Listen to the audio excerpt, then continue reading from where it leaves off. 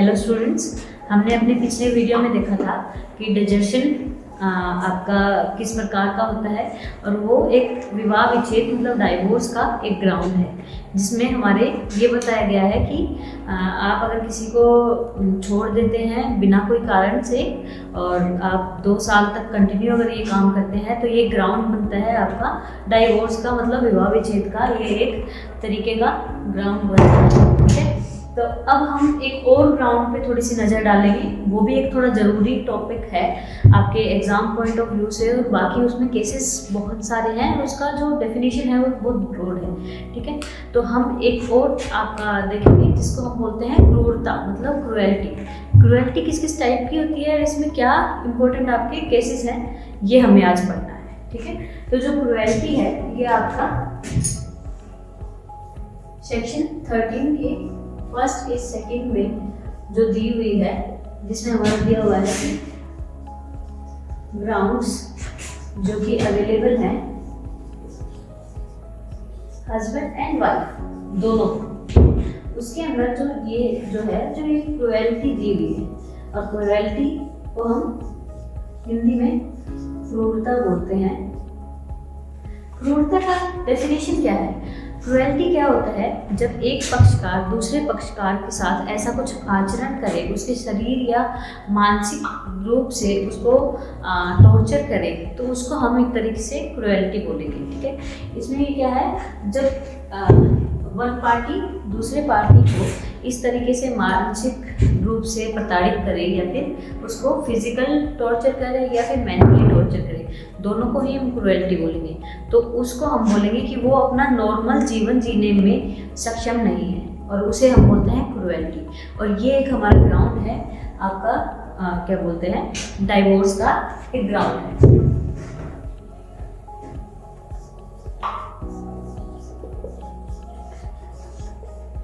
ये डाइवोर्स का एक ग्राउंड है। क्रूएल्टी की हमने डेफिनेशन देख ली, एक कोई स्पेसिफिक डेफिनेशन नहीं दी हुई, स्पेसिफिकली हम इसको डिफाइन नहीं कर सकते।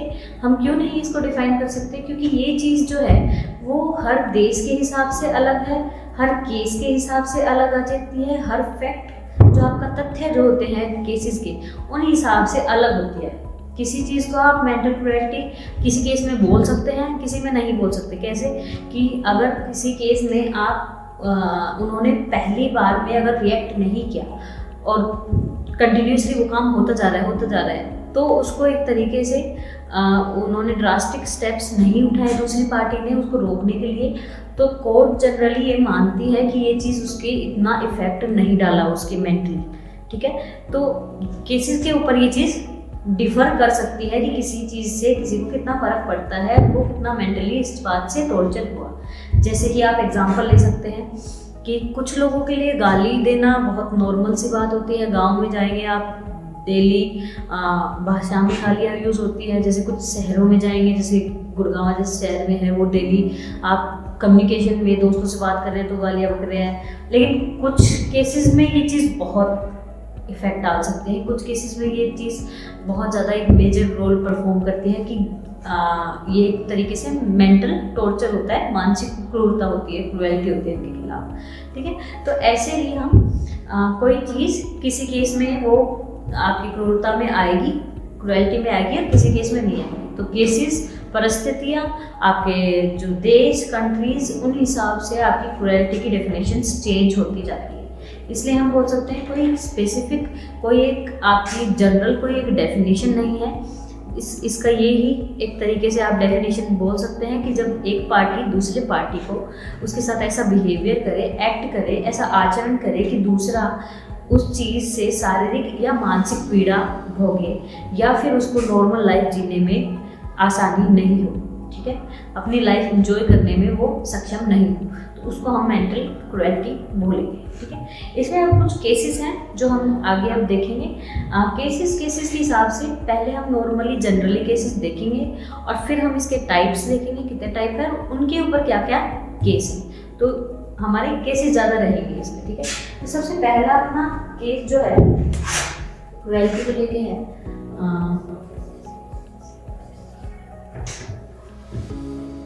द सेम वर्सेस रसेल, ठीक है। रसेल वर्सेस रसेल 1897 का ये हमारा केस है। 1897 आप देख लेते कितना पुराना है। इसके अंदर यही बताया गया कि कोई अगर किसी दूसरे पक्षकार के साथ ऐसा आचरण करे कि उसको मानसिक और शारीरिक जीवन को जीने में आसानी नहीं हो, तो उसको हम क्रूरता बोलते हैं। एक तरीके से डेफिनेशन टाइप दी हुई है आपकी कि क्रुएल्टी क्या होती है। उसके साथ ऐसा आचरण करे, मानसिक रूप से उसको संकट लगे, क्या तो संकट देता हो या फिर फ्यूचर में लगने के चांसेस हो कि वो सेफ फील नहीं करता हो, तो उसे हम क्रुएल्टी बोलेंगे, ठीक है। इसके बाद में नेक्स्ट हमारा जो केस आता है, जिसका हम जो है कि श्रीमती सुमनलता पवार बनाम अजय सिंह। श्रीमती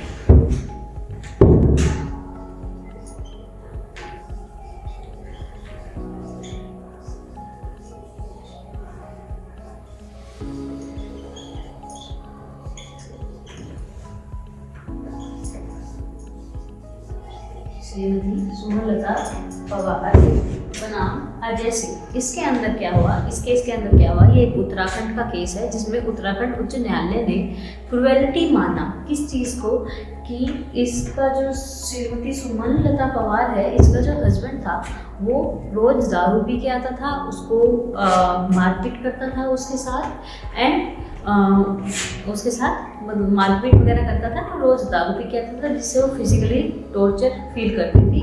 और इस चीज़ को, इस बिहेवियर को, वो उसको दुर्व्यवहार उसके साथ करता था। तो इस चीज़ को हम एक तरीके से उत्तराखंड उच्च न्यायालय ने इस चीज़ को क्रूरता माना, उसके साथ शारीरिक क्रूरता माना, और उनको डाइवोर्स के लिए याचिका को माना कि ये हाँ एक डाइवोर्स का आपका ग्राउंड बनता है, और उसको डाइवोर्स दिया, ठीक है।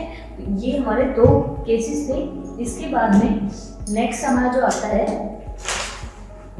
तीसरा जो केस है,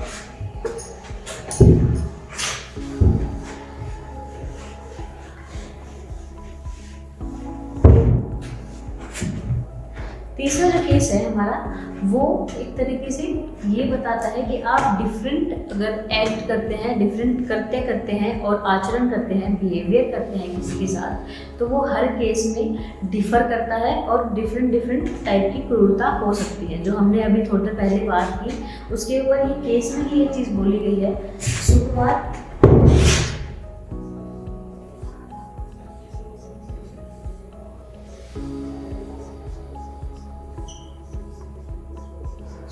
बना तृप्ति।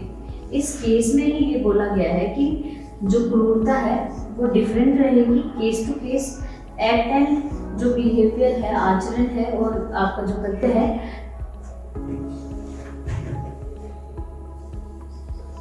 जो एक्ट एंड बिहेवियर है, उसके ऊपर आपका डिफर करता रहता है। क्रूरता की डेफिनेशन चेंज होती रहती है। तो इसकी जो परिभाषा है वो एक डिफाइन नहीं है। डेफिनेशन ऑफ क्रूएल्टी है वो डिफर करती रहती है केस टू केस। जो स्पेसिफिक आपकी कोई जनरल कोई डेफिनेशन नहीं है, लेकिन ये केस पे देखा जाएगा, उसके फैक्ट्स पे देखा जाएगा, उसकी परिस्थितियाँ क्या क्या रही, उन चीज़ों को देखा जाएगा और फिर बताया जाएगा कि ये क्रूरता है कि नहीं है। ये चीज़ हमारे इस केस में बताया गया है, ठीक है। इसके बाद में एक और केस है, विनीता सक्सेना बनाम पंकज पंडित।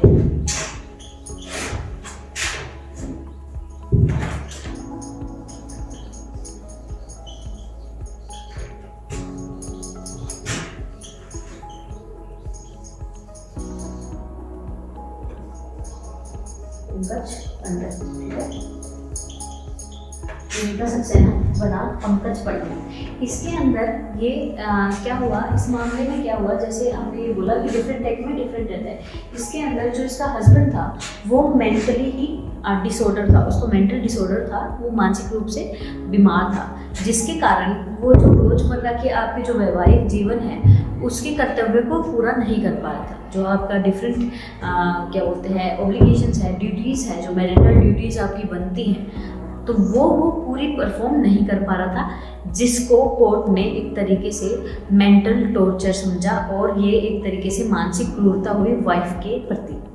अगर कोई हस्बैंड और वाइफ हैं तो उन दोनों की ऑब्लिगेशंस होती हैं, ड्यूटीज़ होती हैं, वो उनको परफॉर्म करनी पड़ती है। अगर कोई एक पार्टी नहीं कर रहा तो दूसरी पार्टी इस चीज़ को सक्षम नहीं है वो करने के, फर्स्ट पार्टी जो फिर सक्षम नहीं है, लेकिन सेकंड पार्टी उसके मेंटल वो एक तरीके से टॉर्चर फील करती है उस चीज़ को, ठीक है। तो उसको मानसिक क्रूरता माना, और इसमें ये चीज़ बोली गई कि ये एक मानसिक क्रूरता है जो ये हो रहा है इसके साथ, वो मेंटली टॉर्चर है जो कि आगे कंटिन्यू नहीं हो सकता, और विवाह विच्छेद का आपका एक डाइवोर्स का एक ग्राउंड माना गया, ठीक है।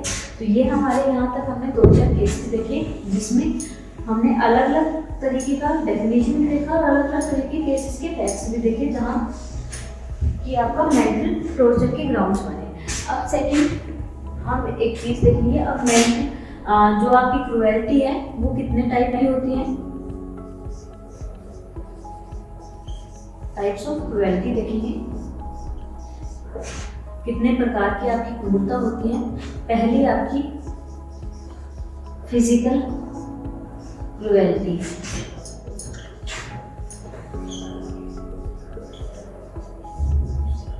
शारीरिक क्रूरता, ठीक है, फिजिकल क्रूएल्टी, शारीरिक क्रूरता। सेकेंड आपकी होती है वो होती है मेंटल क्रूएल्टी,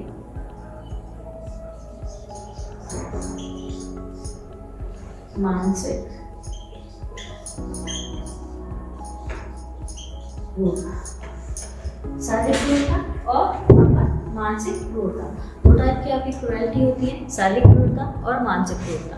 जैसे आप समझ रहे हैं नाम से, शारीरिक क्रूरता में क्या होगा, फिजिकल जो आपकी बॉडी है, जो आपके पास चीज़ें हैं उनको हार्म पहुँचाना एक तरीके से, तो वो शारीरिक क्रूरता होगी। जैसे मारपीट हुआ, थप्पड़ वप्पड़ मारना हुआ, किसी और चीज़ से मारना हुआ, एक तरीके से आपका जो फिजिकल बाहर की जो बॉडी है, जलाना हुआ, किसी और चीज़ से जलाना हुआ, सिगरेट से जलाना हुआ, कई केसेस में आपने सुना होगा कैसे केसेस होते हैं, ठीक है। तो वो आपका फिजिकल जो बाहर वाली बॉडी है आपने उसको हार्म पहुँचाया।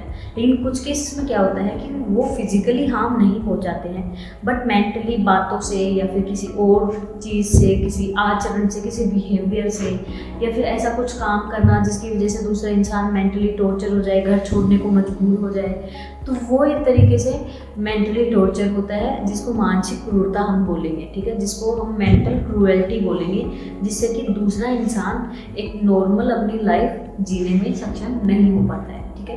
तो वो आपकी मेंटल क्रूएल्टी होती है। तो ये हमारे दोनों टाइप की आपके 2 टाइप क्रूरता है, मानसिक और शारीरिक क्रूरता। अब इसमें कुछ केसेस हैं वो हम देखते हैं और फिर हमारा ये टॉपिक यहीं पे खत्म हो जाता है। तो दूसरा अब हमारा केस जो है कुसुम बनाम क्या है, ममता, कुसुम बनाम ममता।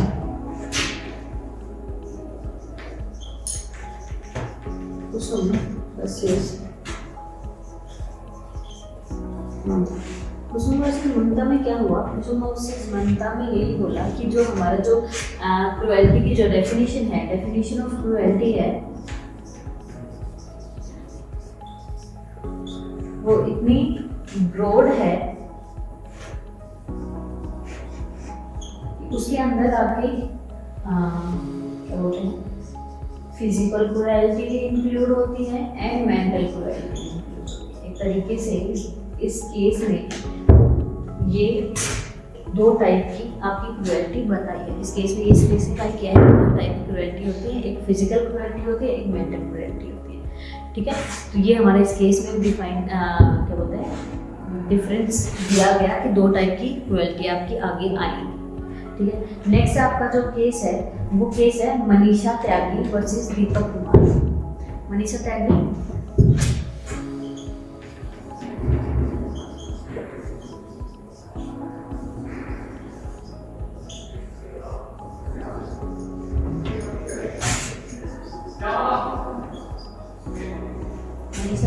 वर्सेस दीपक कुमार।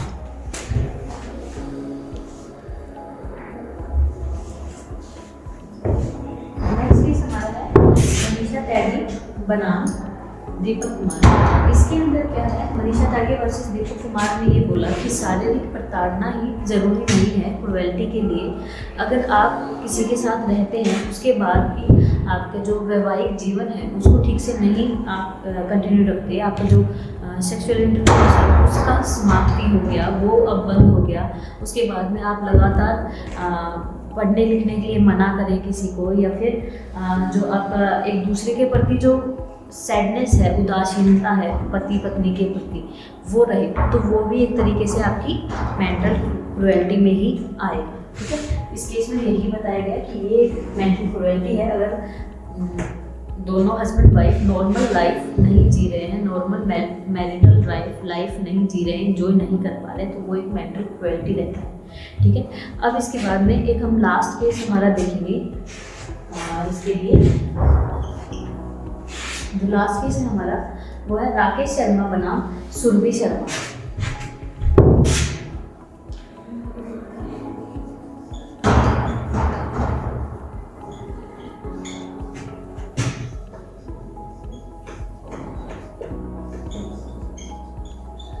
राकेश शर्मा वर्सेस सुरभि शर्मा। इसके अंदर क्या हुआ, ये अपना थोड़ा लेटेस्ट केस है, 2002 का है। इसके अंदर क्या हुआ, जो वाइफ है वो अपने पति के घर को छोड़ के चली जाती है बिना उसको बताए, प्लस वो उसके ऊपर व्यभिचारी होने का मतलब कैरेक्टर पे अंगुली उठाती है। सेकंड ये भी बोलती है कि ये झूठे आरोप लगाती है कि वो उनसे दहेज डोवरी की डिमांड करते हैं। तो ये तरीके से ये न्यायालय ने ये बोला कि ये जो हमारा जो झूठे इल्ज़ाम है, कैरेक्टर पे उंगली उठाना और आपका जो डोवरी की झूठी मांग पे आप अगर दूसरे को करेंगे और घर छोड़ के चले जाएं, तो ये भी एक तरीके से मानसिक क्रूरता रहा है। और ये पत्नी की तरफ से पति के ऊपर मानसिक क्रूरता रहा है। इसमें पति को डाइवोर्स मिल जाता है पत्नी से इस बेस पे कि ये मेंटली उनको टॉर्चर कर रहे हैं। तो यहाँ तक हमने देखा कि जो आपकी क्रूरता क्या होता है, क्रूएल्टी क्या होता है, उसकी डेफिनेशन देखी। ठीक है, उसके बाद में हमने देखा कि ये एक बहुत बड़ा कॉन्सेप्ट है। इसमें क्या है, हमने जो कुछ केसेस देखे हैं, इसके अलावा बहुत सारे केसेस हैं। अगर आप देखने जाएंगे तो बहुत सारे केसेस आपको मिल जाएंगे जिसके अंदर अलग अलग में ये बताया गया है कि क्रूरता का किस किस चीज़ को आप क्रूरता बोलेंगे। तो एक बहुत बड़ा कॉन्सेप्ट है, बहुत ब्रॉड कॉन्सेप्ट है। रोज़ इसमें केसेस जुड़ते रहते हैं, नए नए डिफाइन होते रहते हैं कि ये भी क्रूएल्टी है, ये भी क्रूएल्टी है। ठीक है, क्रूएल्टी 2 टाइप की होती है, शारीरिक और मानसिक। इसमें शारीरिक वाले में तो आप फिजिकल जो बाहरी बॉडी है उस पर नुकसान पहुँचाते हैं, और मानसिक तो ये हमारा यहाँ तक आपका टॉपिक रहा है जिसे हम क्रूएल्टी बोले। आगे हम नेक्स्ट क्लास में